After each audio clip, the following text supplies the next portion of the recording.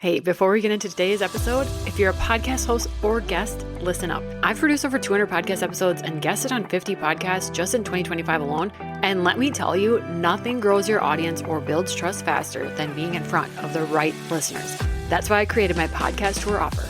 I'll help you map out your topics, strategize your message, and find you the most aligned podcasts and audiences to get you and your business in front of. So if you've ever thought, I just wish more eyes were on my work, this is your sign. Let's get you on a podcast tour. You can find all the details in the show notes. Just look for podcast tour. Now let's dive into today's episode. And we're back with a special guest today. I have Ren here. She is a launch copywriter turned launch strategist who specializes in diagnosing what broke and building the strategy to fix it. After years of writing conversion copy for launches ranging from 5 figures to 7, she noticed the real problem wasn't the copy. It was that repeat launchers kept changing things between launches without knowing what actually broke. And I'm excited because we're going to take her expertise, talk about launches and such, and pinpointing those problems. Also, how you can do it within a podcast tour. So I'm excited for that. Welcome to the show. Thank you. Thanks for having me. Give us that picture coming from conversion copywriting. Talk about when you realized that copy wasn't, always the whole problem and that transition into this new role. I still do a bit of conversion copywriting, but the thing that I realized in the process was it wasn't so much we needed to write more copy, right? It's so easy to say, we just need a new sales page. We just need a new email sequence. But the thing is something worked in there and something didn't. And a lot of times we go for a clean slate. And it's almost like a missed opportunity because there's lessons in the past sequence or the past sales page that can either inform your future copy or a lot of your listeners and a lot of my clients, they're not looking to spend like the next couple of weeks writing another sequence, finding a copywriter to write their sales page. They just want, their launch is coming up, something's coming up, and there's like this time pressure. So instead of trying to do everything, how about if we look at the data and see, okay, these are the places where things started to either leak. This is an email that didn't get the response that we wanted. Let's just do targeted fixes and then see how it impacts the whole thing. It all goes back to what is the data telling us? Because a lot of times, and for a lot of people that are launching, their whole launch, sometimes, the sales isn't good and the natural conclusion is I got to start over. I got to do something completely different. Something works still. Something got somebody excited because there's people that signed up for your event or something got them interested in their subject line. So what is it? What are all the pieces that are working so that we can expand on that? It's both a strategic solution, but it's also a time solution. I mean, nobody has time to do everything all over again, over and over again each time they either put out a new product, promote a new offer, that type of thing. So that's why, it's conversion copywriting, but it's really, I don't like writing a single piece of copy without looking at that analysis because that'll inform the copy at the end of the day anyways. I love it. It's like next level copywriting. I think it's easy when you launch something, especially whether it's a new PDF, could be anything of any scale, to think that just didn't work. It didn't work. So then scrap it. But usually you created it because you knew it solved a problem that either you had at one time or someone else did or something you've been asked. So what do you see as the most common thing that a coach or a service provider often might blame of the launch that underperforms? Copy usually gets a lot of blame just because it's what you see, right? It's right in front of you. That gets blamed a lot. And then the other one is, I hear this a lot, is I didn't give people enough time. I didn't give people enough time to buy. The solution automatically becomes, I just need to give them more time. Let's give them 3 weeks instead of 2 weeks, instead of 1 week, right? I need to grow my list even bigger so that I have more people who are going to be wanting to buy it. But if you take a step back and the issue wasn't even time or your list, but there was something in either your messaging, your positioning that's a little bit off. It doesn't matter how big your audience becomes, or it doesn't matter how much time you give them. If that's still off, you don't figure that out early on, everything else you'll still end up with the same set of results. You might have a little bit more people listening to you, but that doesn't necessarily mean they're going to buy. Right. So post-launch, I know I do, and a lot of us coaches will debrief and we'll look at some different numbers. How much money did we make? Even open in emails, open rates, click rates, stuff like that. What are we not looking at that would actually give us better answers? Or maybe we're looking at it, but we're not looking in the right way. You're looking at the right data, right? The open rates, the click rates, and all of that stuff. I guess I should ask you, like, after you see those numbers, what step do you normally take after that? I usually just copy and paste what the rates were next to that email in my document. And then honestly, I just look like they tend to be in like the 60% open rate and then 1 point something click rate. That's good. And so I don't do a lot actually after that. I think of something else, like you had said, like maybe I need more time, or I probably wasn't on my stories enough, or wasn't in enough places, maybe is where my brain often goes. We all do that. You know, it's the initial reaction. But what I usually teach my clients and show my clients is, okay, so here's your click-through rate, right? Let's say 1-2%, pretty good, but take this step further. Okay, here's the one click-through rate for that email. What was the click-through rate from the previous email? Like if you're looking at all the click-through rates, was there a point where it started to dip? And then zeroing in on that point and seeing, okay, what happened there? What were we talking about? What was happening during my launch at this time? Did I announce something that caused this spike? Or was there like a few days where there's nothing really exciting them? So maybe there's things there that I need to adjust versus maybe I need to change up the email, or maybe I need to be on the socials even more. It's really taking, here's the data point, but taking a step or two back and trying to like zoom out to see where does this data point as it relates to the rest of the data points from that sequence. So all of it is really, here's the debrief. We're constantly just looking at the numbers, but on a diagnosis type of point of view, you're going to want to take a step or two back just to see, is that number just that number for that day? And like everything else after that was awesome? Or is this the number where everything dropped? Let's say in your case, the email before that, was the click-through rate much higher? Like were the opens much higher? What was the difference between those two emails? So really trying to figure out at what point something started to leak so that you can fix that versus trying to fix something else over here that might not be even relating to that. And are there any other signals that show us where a leak is? For your launches, do you have like a launch event type of thing or something that gets them to like sign up to hear more about what you're putting out there? Like a wait list scenario? Yeah, like a wait list or... I don't often go that route. I have tried it and I felt like it didn't work for me, or I didn't personally like it. I'd rather just be ready and give them the real link. So I personally haven't done that. Let's say you have a launch event, like, you know, a lot of people, they do master classes, right? Mm-hmm. Or like just something live that gets people excited. One really big spot to see whether or not something is leaking is, okay, so you have your live event and, you know, if let's say you're either running ads or you're getting your list excited to get to that live event. Let's say they register for the live event and then you send out that email that says cart is open. Here's my offer. Between those two things, what is the difference in how many people signed up, attended, or even clicked on the replay? And then how many people actually opened that email? Because if there's a really big drop between the two, is there something that's happening in your live event or whatever your launch event was and the time that you send out that email that either didn't get them excited or got them excited? So that's an area where like you can kind of see, is there a disconnect between the event that you had or whatever launch event that you had and putting out the offer there? Is there a gap? The other place to look at is, you know, people who run ads to their event, their wait list, whatever it is, or to their list. You know, they're growing their list. Maybe they have a lead magnet. They're trying to grow their list before they announce their offer. You're running all these ads and they're getting to the page to opt in for that. And there's a big drop there. Maybe the ads are attracting the wrong type of people to that event or to that lead magnet. And what usually happens is, okay, so you have your launch and run ads. You have this event. People sign up for it. Then you open cart. And then a few days later, you close cart and you realize, oh man, I didn't make any sales. But all these people signed up, right? So many people signed up to either be on the wait list, download the lead magnet, join the live event, but how come they didn't buy? The question becomes, the people that you attracted to in the very beginning, were they the wrong set of people already? What happens at that point is I see a lot of people who will change their entire sales page because they're like, it's the sales page, right? Like they didn't buy. But maybe before all of this, before they even got to the sales page, they were already the wrong set of people. So instead of working on your sales page and spending money on like, okay, I need to hire a copywriter to redo my sales page. I need to, change it up, redesign it, everything. What if you just had to work on those ads in the beginning? What if you just had to work on the messaging in the beginning so that you're attracting the right people? So that's one big area of seeing the leaks of whether or not you're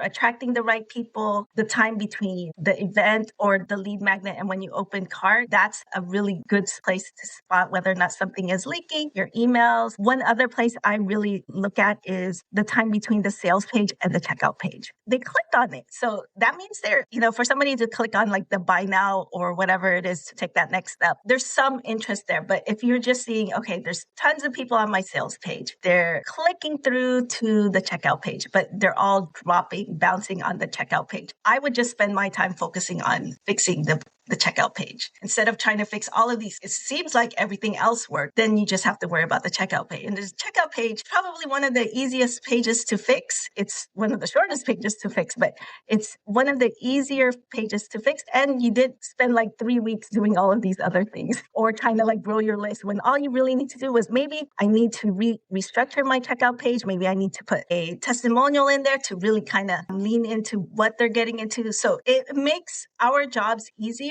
as entrepreneurs where we can just focus on what needs to be done versus trying to do all the things and kind of just hoping, I hope all of these things work. And a lot of times what I've seen with clients is they'll try to do all of the fixes, but then like after that launch, they're not really sure what made the difference, right? Like this make this better, did this make it worse? So it all goes back to, okay, let's go back to the data. We always start with the data. And I think this might also help with the listeners, like distinction. I know you talk about 3 different buckets, like a topic problem, a positioning problem, and an offer problem. Can you break that down? You said earlier, like that's just the feeling that something didn't work, but maybe it might help to have those buckets to kind of frame that. When I talk about the topic problem or the messaging problem, people didn't really understand what the offer was or who it's for. And a lot of times that shows up in the DMs, right? The questions that you get from people, the emails, what's in this offer? Is this offer for me? Will this work for me? Somebody is potentially buying. They're not just like buying the thing to buy the thing. They're trying to see,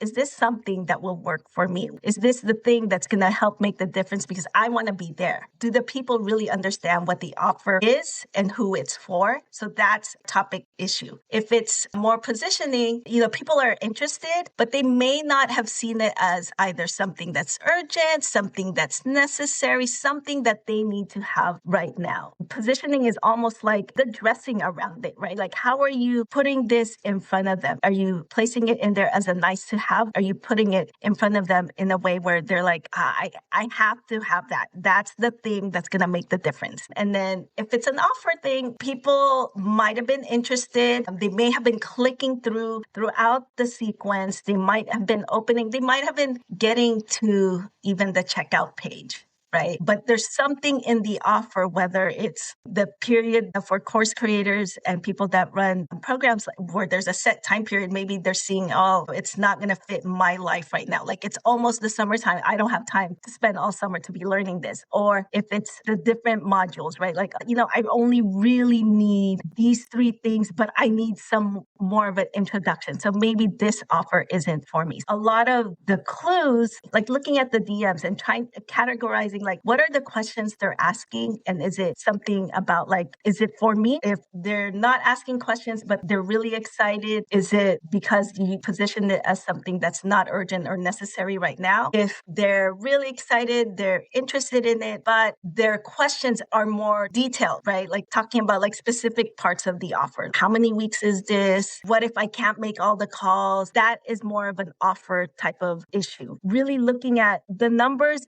and the DMs and the engagement that you're getting throughout the launch and putting the pieces together that way. That's super helpful. Gives people more of a starting point of like, okay, let's lean into this bucket. So for coaches that are planning to go on a podcast tour leading into their launch, so one big thing in my process when sending my clients on podcast tours, I always start with their niche speaking topics. And it kind of goes along with what you're saying, like make sure your topic is on point. But how do you use that last launch to figure out which topics aren't just good topics or niched specific topics, but which ones are actually going to have the potential new client act on them? I love this question. So if you're constantly hearing the same type of objections, like if you're constantly seeing a messaging topic problem, right? They're saying, I don't really know if this is for me. I don't really understand who this is for. Your podcaster gives you an opportunity to really clarify who is it that you're work with? What changes are you been able to see with your past clients? What changes you can help future clients with? Working that in into the topics that you're talking about. Like if there's specific objections, maybe the objection is,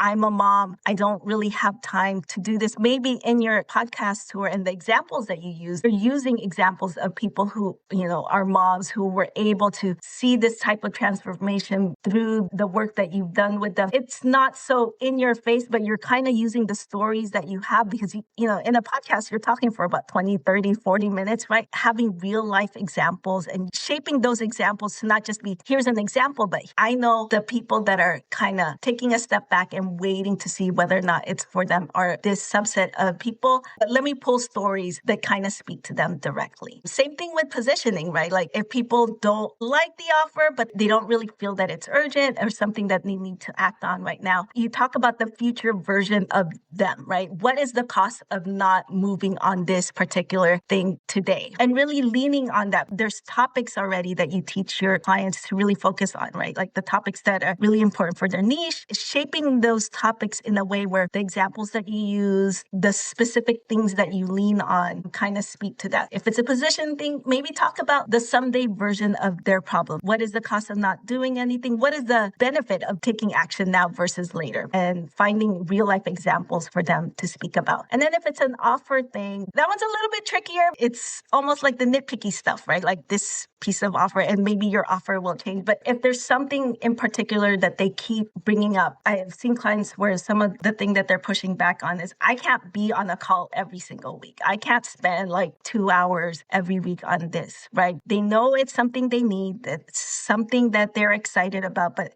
that's the piece that's holding them back. In your tour, you use examples of individuals who were able to do a lot of the things in your program without showing up every single week, but still having success in it. And one of the things that this kind of doubles up, let's say you are able to get on a tour, you're able to talk about these things. It really makes it easy to take that link from that podcast and drop it into your pre-launch emails, your emails where you're like trying to tackle specific objections and really speaking to that person who's not taking action because there's a specific thing that they need to know first before they decide or not. It gives you two tangible pieces to use in talking to your audience. Something in the podcast, you're out there talking about this, you're building authority on that, but you're also able to use it in future launches. You're able to use it in the emails that you send out. You have somebody who DMs you and says, you know what, I love it, but I'm not really sure it's for me. It's so easy to be like, here, I actually talked about that in a podcast. And,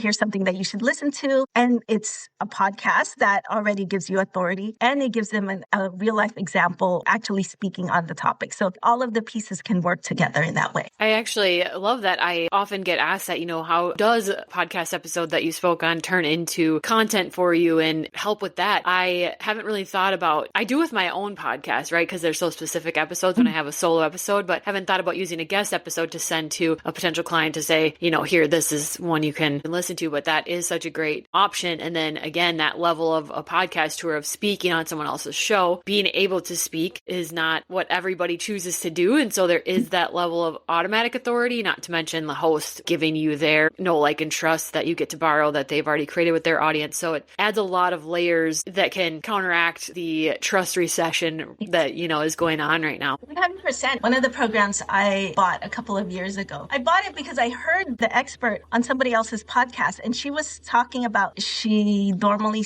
works with course creators and stuff like that. And I'm like, I'm not a course creator, but in that particular episode, she talks about like how to use her particular framework in a one-on-one setting with service providers. And I'm like, there was a light bulb in my head, and I'm like, man, I want to know more. And so I ended up looking her up, ended up following her, ended up joining her program. So I think what's cool about podcasts and the different, depending on which podcast you're on, you're able to frame your offer in a way that speaks to certain subsets of your audience, right? And speak to them in a deeper way and speak to more people that are in that type of situation that could potentially, they can hop on your list, they can eventually join your program or buy whatever it is that you're selling. Exactly. I mean, you're preaching to the choir here. I'm like, yep, nodding along. Like, I know you have a launch leak scan, a free quiz. So for people that are listening, I wonder where my leaks are and helping pinpoint that. So tell us more about that and I'll make sure to link that in the show notes. Awesome. So the launch leak scan, basically a set of 9 questions. It'll take you anywhere from 3 to 5 minutes just going through it, but it